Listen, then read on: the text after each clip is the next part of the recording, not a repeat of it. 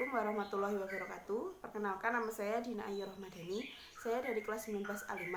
Di sini saya akan menjelaskan tentang gangguan mental organik. Gangguan mental organik adalah gangguan yang berkaitan dengan penyakit sistemik atau otak.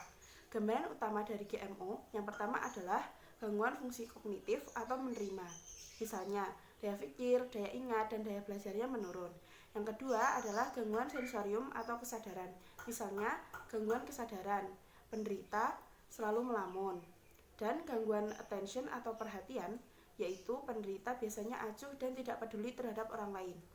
Yang ketiga adalah sindrom dalam bidang yang pertama persepsi, halusinasi, yang kedua isi pikiran, waham atau delusi yang sulit dimengerti oleh orang lain, dan yang ketiga adalah gangguan suasana perasaan dan emosi. Salah satu contoh penyakit gangguan mental organik adalah demensia atau berkurangnya daya ingat atau kepikunan. Demensia adalah sindrom akibat gangguan otak yang bersifat kronik progresif atau gangguan sebagai akibat dari berubahnya susunan syaraf di otak. Jenis gangguan dalam demensia meliputi daya ingat, daya pikir, daya tangkap, kemampuan berbahasa dan berbicara, dan kemampuan berhitung. Demensia pada umumnya bersifat abnormalitas pada fungsi kognitif, diawali dengan penurunan pengendalian emosi, motivasi hidup, dan perilaku sosial. Sindrom demensia terjadi pada penyakit yang pertama Alzheimer atau kematian sel otak, dan yang kedua adalah cerebrovaskular atau gangguan sirkulasi darah di otak. Demensia pada penyakit Alzheimer. Demensia ini adalah penyakit degeneratif otak primer. Neuropatologi dan neurokimia yang khas atau beta amiloid berkumpul dan berubah menjadi plak amiloid. Plak amiloid ini menjadi racun di dalam otak, disebabkan oleh tidur malam yang kurang, defisiensi insulin, kopi, dan lemak jenuh atau lemak jahat.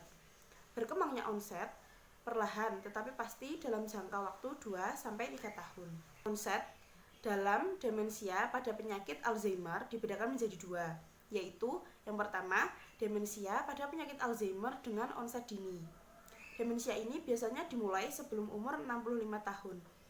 Penurunan yang cepat meliputi yang pertama adalah afasia atau kehilangan kemampuan berbicara, yang kedua adalah agrafia atau gangguan berkomunikasi, yang ketiga adalah aleksia atau hilangnya kemampuan membaca, dan yang keempat adalah apraksia atau hilangnya kemampuan bergerak. Yang kedua adalah demensia pada penyakit Alzheimer dengan onset lambat.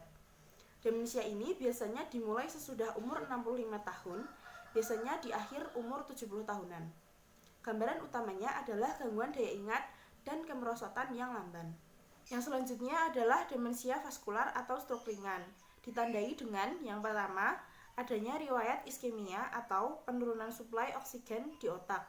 Yang kedua adalah gangguan penglihatan, yang ketiga yaitu abnormalitas daya ingat dan daya pikir yang menjadi nyata. Dan yang keempat adalah etiologi, yaitu infark atau kematian jaringan otot di otak karena hipertensi. Yang selanjutnya adalah demensia pada penyakit Huntington, yaitu sebagian dari proses degenerasi otak. Gen dominan utamanya adalah autosomal atau penyakit keturunan.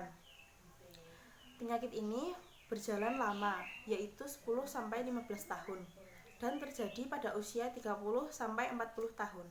Yang selanjutnya adalah demensia pada penyakit Parkinson.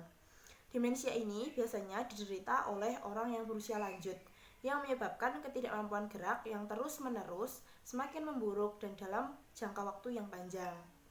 Demensia ini sebagai akibat dari kerusakan sel otak di substansi nigra, yaitu yang bertanggung jawab atas produksi zat dopamin atau zat bahagia.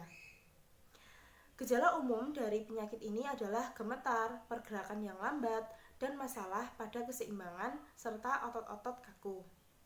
Sekian penjelasan dari saya, semoga dapat dimengerti. Bila ada kekurangan, saya memohon maaf. Wassalamualaikum warahmatullahi wabarakatuh.